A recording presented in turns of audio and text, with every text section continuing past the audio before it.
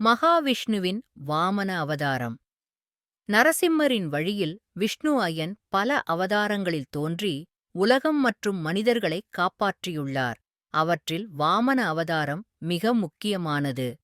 இதேபோல நரசிம்மரின் அவதாரம் உயிரின் அழிவையும் துரத்தி நம்மை பாதுகாக்கும் தெய்வமான செயல்பாடுகளை விளக்குகிறது.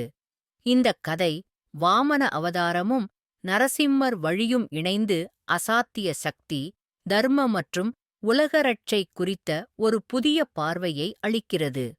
கதை வாமன அவதாரம்.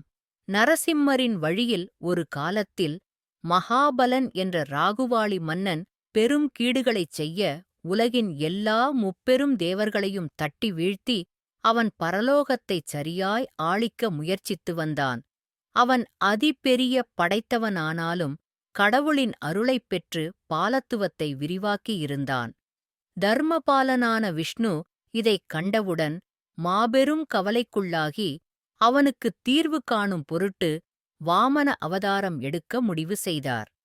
வாமன அவதாரத்தின் ஆரம்பம்.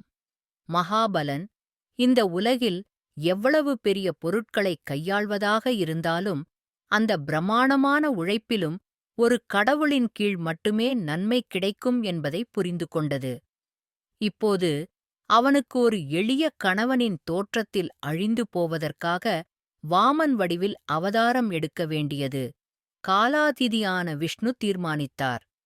வாமனாவதாரம் நிறைவேறுவது வாமன் சான்றோனாக பரிபூரணமாக வந்து மகாபலனின் இராச்சியம் நுகர்ந்த நேரத்தில் அவன் தனக்கென தேவையான 3 பாதியைக் கேட்கும் வாய்ப்பு பெற்றான்.